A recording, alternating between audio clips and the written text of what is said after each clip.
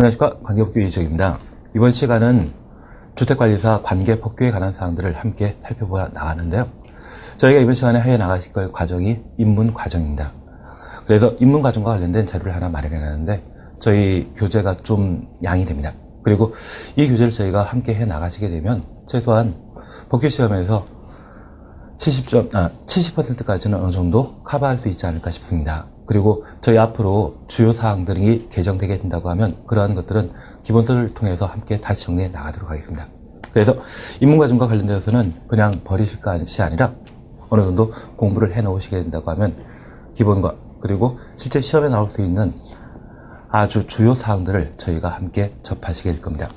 우선 저희가 주택관리사에 관한 사항들을 함께 공부하게 되는데요. 이 주택관리사는 관리 사무소장으로서 공동택의 공용 부분을 관리하는 책임자입니다. 그런데 이러한 공용 부분은 저희 아파트에는 철제 대문 안쪽의 공간을 주거 전용 면적, 전유 부분이라 표현하고 두세대 이상이 함께 사용하게 되는 계단, 복도, 주차장 등을 공용 부분이라 표현하게 됩니다. 그러한 공용 부분은 보통 아파트에서 만들어지게 되는데요. 그러한 아파트를 건축하기 위한 제반, 법령 등을 저희가 함께 공부하게 됩니다. 그 중에 첫 번째 저희가 함께 봐나가실 게 건축법에 관한 사항들을 함께 정리하게 될 겁니다. 여기 건축법은 건축물에 관한 공법상의 규정을 다루게 되는데요. 건축물 구성과 관련된 각종 공법적인 제한 규정들이 현재 나열되게 됩니다. 저희가 앞으로 공부해 나가실 게 관계법규로서 법에 관한 사항들을 함께 정리해 나가게 되는데요. 사실 이 법은 사법과 공법으로 구분하고 있습니다. 저희가 사법에 관한 사항으로 민법과 상법에 관한 이야기를 듣게 되는데 이 민법은 사인과 사인 사이에 수평관계, 대등관계를 규율하게 되는 법체계입니다. 반면에 공법은 국가가 공익을 도모하기 위해 일반 국민을 대상으로 규제하는 법률로서 하나의 행정 규제에 관한 사항들을 현재 내용을 담보하고 있습니다. 그래서 여기 건축법도 건축물에 대한 공법상의 규정으로서 건축주가 건물을 건축하거나 또는 유지 관리하게 되었을 때 그에 관한 제반 규정들을 나열하게 됩니다. 그래서 이 건축법에서는 다양한 형태의 건축물을 만들게 되고 아파트라고 하는 건축물도 그 대상에 포함되게 됩니다. 그런데 이러한 주택이 20호, 20세대 이상인 때 주택법령에 따라 이를 건설하며 그 공용 부분에 대한 관리에 관한 사항을 현재 마련하게 됩니다. 그리고 이러한 주택 단지 중에 임대주택으로 구성되어 있는 곳이 있다고 하면 그곳에는 임대주택법이라고 하는 공법을 현재 적용하게 됩니다. 그런데 저희가 함께 공부하게 되는 관계법규는 40문제가 출제되게 되는데 그 중에 건축법에서는 8문항 정도가 출제되고 있고요. 주택법은 14문항, 그리고 임대주택법이 4문항 정도 출제되게 됩니다. 그래서 저희 40문제 중에 대부분에 관한 사항들이 이 3개 법령에서 주로 시험에 출제되게 됩니다. 그런데 저희 주변의 아파트는 이러한 3가지 법률 외에 재건축, 재개발 사업을 통해서도 만들어지고 있죠. 그래서 정비사업과 관련된 법률로서 도시 및 주거환경정비법을 함께 공부하게 됩니다. 그러한 사항을 도정법이라 줄여 표현하게 됩니다. 저희 시험에서는 보통 2문항 정도가 출제되고 있고요. 그 밖에 뉴타운 사업을 통해 아파트 등을 만들게 됐는데 그러한 뉴타운에 관한 사업 절차를 다루고 있는 것이 도시 재정 및 촉진을 위한 특별법에서 그 내용을 다루고 있습니다. 그래서 이 도정법에서는 문제 하나가 현재 출제되게 됩니다. 그래서 공용 부분이 만들어지게 되는 아파트 등을 건축할 수 있는 기본 법률 5가지를 우선 함께 공부하시고 그러한 아파트에는 시설 설비에 관한 사항들을 각각 나열하게 되는데요. 그러한 시설 설비와 관련되어 화재 발생 시에 화재에 대처하기 위한 기본 법률로서 소방 관련법인 소방기본법과 소방시설 설치, 유지 및 안전관리에 관한 법률을 저희가 함께 보게 됩니다. 시험에는 소방기본법 2문항, 그리고 소방시설 설치, 유지 및 안전관리에 관한 법률 2문항이 현재 출제되고 있습니다. 그리고 아파트에는 고층인 때 엘리베이터를 설치하게 되는데 이 엘리베이터는 승강기 유지관리법에서 현재 그 내용들을 다루고 있습니다. 저희 시험에서는 동그랑 출제되고 있습니다. 그리고 이러한 시설 설비가 작동하기 위해서는 전기라고 하는 에너지가 필요합니다. 그래서 아파트 단지에는 정전에 대처하기 위해 비상용 발전기를 현재 확보하고 있는데 그러한 비상 발전기에 관한 사항으로서 전기 사업법에 관한 사항들을 저희가 함께 공부하게 됩니다. 이쪽도 문제가 2개 출제되고 있습니다. 그 밖에 공용 부분에 대한 체계적인 관리 등을 도모하기 위해 시설물 안전관리에 관한 특별법을 저희가 공부하게 되는데 줄여 시특법이라고 저희 시험에는 2문항 정도 출제되고 있습니다. 그리고 최근 개정된 사항으로 집합 건물의 소유 및 관리에 관한 법률을 함께 공부하게 되는데 이쪽은 저희 시험 부분에 공용 부분에 관한 사항만 따로 현재 출제하고 있습니다. 그래서 저희가 앞으로 관계법규와 관련된 11개 법률을 함께 공부해 나가시게 되고요. 그러한 11개 법률 중에 가장 중요한 것이 있다고 하면 건축법, 주택법, 임대주택법이 출제 문항이 좀 많이 차지하죠. 그래서 이쪽을 좀 체계적으로 많이 공부해 주시는 게 필요한 것 같습니다. 그래서 저희가 11개 법률과 관련된 출제 경향을 이렇게 함께 봐놓으시고요. 그리고 두 번째 저희가 함께 봐놓으실 것으로 앞으로 저희가 해나가는 공부 방법에 관한 사항을 좀 잠깐 살펴봐 주시면 좋겠습니다. 사실 저희가 자제분이나 또는 조카들에게 공부하라는 이야기를 많이 하신 적이 있고요. 나도 많이 들어보신 적이 있으시죠? 그런데 그 공부 열심히 하라는 이야기는 들어봤는데 어떻게 하는 게 열심히 하는 건지 그냥 시간만 주구장창 보내는 경우도 있습니다. 그러한 것들이 제대로 된 공부 방법인지 열심히 공부하는 것인지 참 모를 때 있는데요. 여기 공부 방법과 관련되어 저희가 생소한 사항들을 함께 공부해 나가게 된다고 하면 우선 많이 듣는 게 중요한 것 같습니다. 그래서 저희가 공부하게 되는 관계법규 그리고 관리 실무 그리고 1차 과목과 관련된 사항으로 민법이나 시설 그리고 회계에 관한 사항들을 함께 접하시게 되는데 사실 민법이나 법규에 관한 사항들은 법대에 입학했을 때 공부할 수 있는 내용이죠. 그리고 시설 개론이라고 하면 내가 공대에 입학한 때 배울 수 있는 여러 가지 내용들을 정리하게 됩니다. 회계라고 하면 바로 경상대 경영학과 공부했을 때 어느 정도 살펴볼 수 있는 사안들입니다.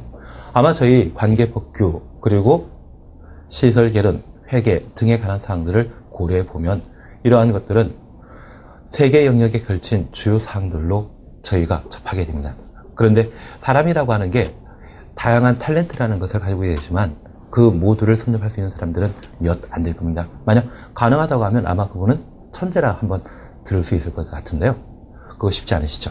그래서 저희가 해 나가시는 것으로서 우선 생소한 영역, 내가 잘 모르는 영역이 있다고 하면 그 부분에 대해서는 많이 들어주셔야 됩니다. 그래서 첫 번째 공부는 많이 듣는 게 필요합니다. 그래서 저희가 동영상이건 또는 스마트폰으로 이 강의 사항들을 자주 접하시고 많이 들어주신다고 하면 그와 관련된 용어에 대해서는 어느 정도 귀에 익숙하시게 되고 그러한 것들이 다음에 공부할 수 있는 기본적인 사안이 될 수 있고요. 이렇게 듣고 어느 정도 그 내용들을 이해하셨다고 하면 진도 나간 부분까지 읽어주시는 게 필요합니다. 그래서 내가 들었던 것을 글자로, 활자체로 봤을 때 내가 제대로 이해하고 있는지를 계속 반복해 봐주시는 게 필요하고요. 이렇게 반복하게 되었을 때는 한 번 반복하고서 읽어봤을 때 그리고 2번, 3번 반복해 봤을 때 차이가 큽니다. 그래서 저희가 처음에 볼 때는 신문 보듯이 읽어주시는데 저희가 여러 번 들어 어느 정도 이해를 하셨다고 하면 진도 과정으로서 또는 내가 계획했던 목표량이 있겠죠. 그러한 목표량이 오늘 1페이지에서 10페이지까지 진도 나갔다고 하면 한번 그냥 읽어주는 겁니다. 그리고 그 다음 주에 11페이지부터 20페이지까지 진도 나가게 되었다고 하면 그때는 이 1페이지부터 20페이지까지 쭉 읽어 나갑니다. 그 다음 주에 또 다시 30페이지까지 진도 나가겠다고 하면 1페이지부터 30페이지까지 읽어 나가는데 저희가 민법 공부하시면서 법의 체계에 관한 사항들을 정리하게 될 텐데요. 우리나라는 독일법의 영향을 많이 받았다는 이야기를 듣게 됩니다. 덕분에 다른 제도와 달리 총칙 제도라는 것을 따로 두게 되는데 여러 가지 작문 사항 중에 아주 중요한 사안들을 먼저 하는 것이죠. 그리고 그러한 사안들이 저희가 자주 보고 자주 익숙하게 해놓는다고 하면 시험에 뭐 나오겠습니까? 내가 잘 많이 봤던, 익숙해 있던 그러한 부분들이 나오죠. 그래서 중요한 것들이 앞에 나오고 있는 게 대부분의 시험 형태입니다. 그래서 저희 민법이든 또는 법규이든 또는 나머지 시설이나 회계나 일단 그 내용들은 중요한 부분을 앞에 수술하기 때문에 그러한 것들을 많이 보면서 익혀주시는 게 필요합니다. 그리고 이러한 것들이 어느 정도 파악되었다고 하면 그 다음에는 다른 사람과 이야기할 수 있고 내가 모르는 부분이 있다고 하면 그에 대해 질문하고 그리고 서로 토의하여서 어떤 의논하는 그런 과정들이 필요하게 되는데 그러한 것들을 말하기 단계라 표현합니다. 그래서 이러한 과정들이 계속 반복되게 된다고 하면 내가 제대로 공부하는 게 되겠죠.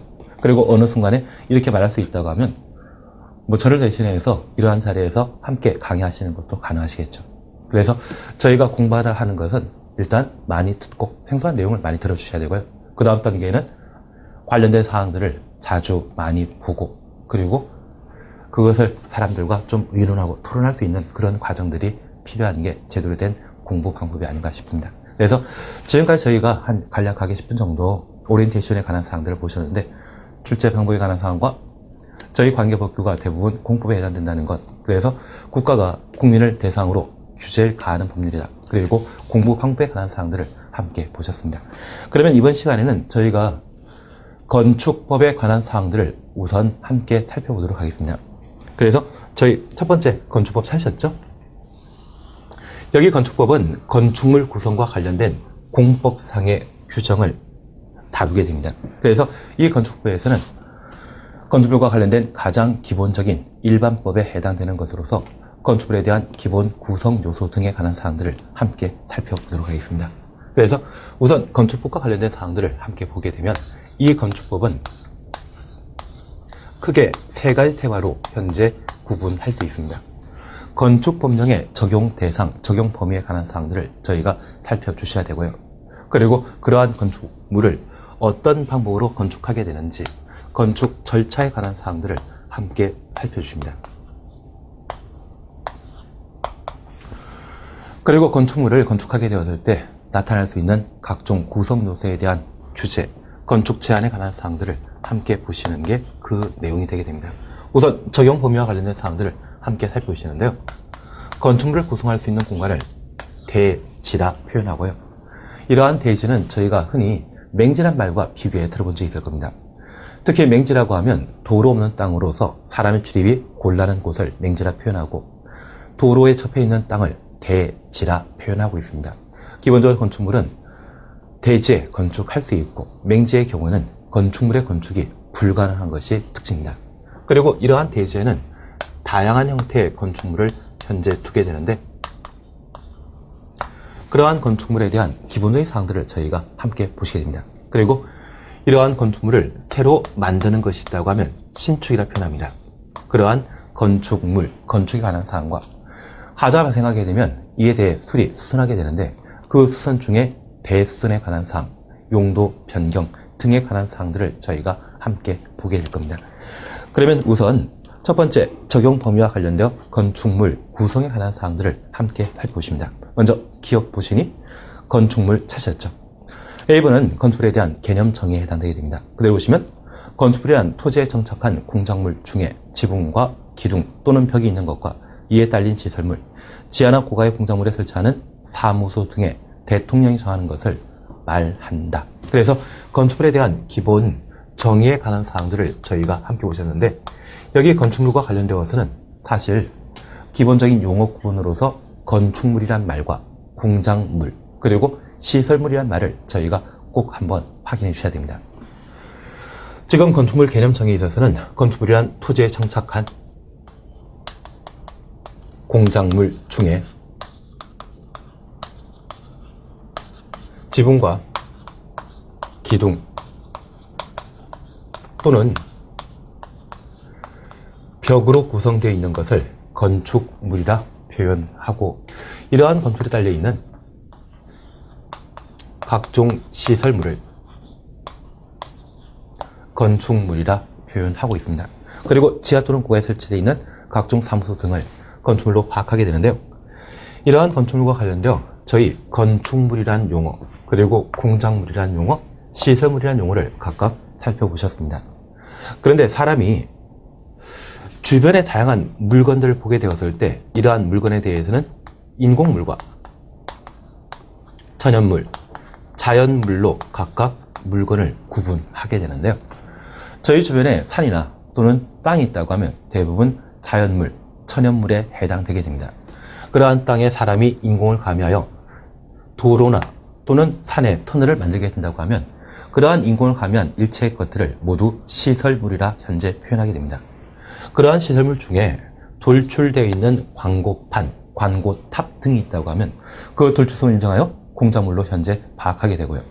그러한 공작물 중에 지붕이란 구조를 갖추게 된다고 하면 그때부터 건축물로 파악하게 됩니다. 그래서 이 건축물과 공작물은 서로 비교하게 되었을 때 주된 요건에 해당되는 것이 바로 지붕이고요.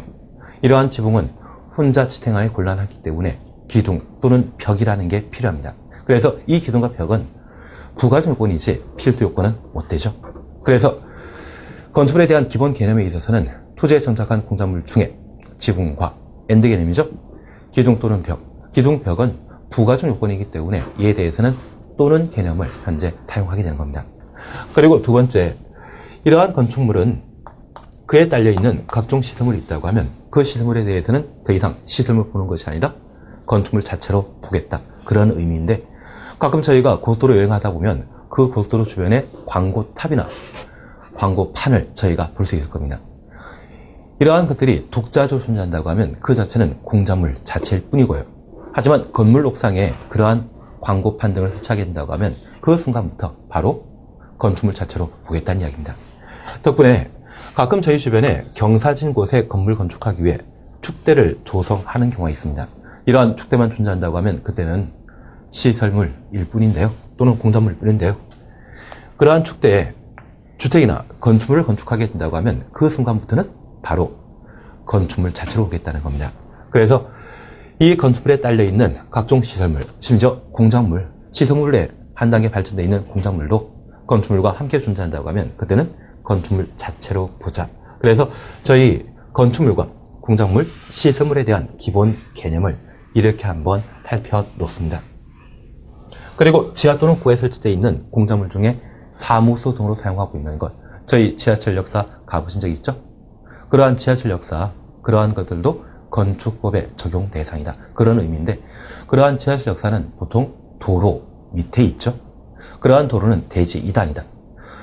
저희가 기본적으로 대지는 도로에 접해 있는 땅을 대지라 했죠. 그래서 도로 자체는 대지가 못 됩니다. 그래서 가끔 대지 없는 건축물이 존재할 수 있는데 그러한 대표적인 것이 종로 이가에 가보게 되면 낙원상가라는 곳이 있죠.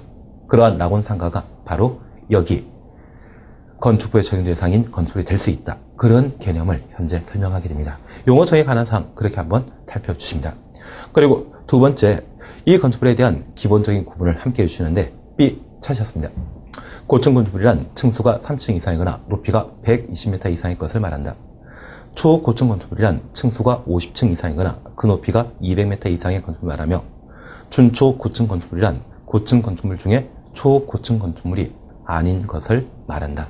그래서 건축물과 관련된 기본적인 개념 구분을 저희가 함께 나가시는데 저희 주변에는 참 다양한 건축물이 있습니다.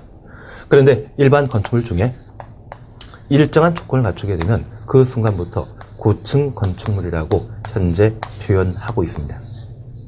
그러면 이러한 건축물 가끔 10층짜리도 있고 20층짜리도 있죠. 그러한 건축물 중에 층수가 30층 이상 붙는 그냥 건축물이 아니라 고층 건축물로 불러주자. 그런 의미이고요.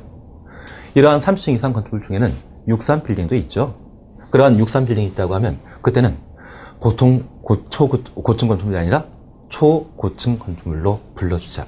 그래서 저희 주변에 건물이 만들어지게 되면 이러한 건축물 중에 29층 이하라고 하면 그냥 건축물로 불러주고 그 규모가 30층 이상 붙는 고층 건축물로 불러주자. 그런데 이러한 30층 이상 건축물 중에 그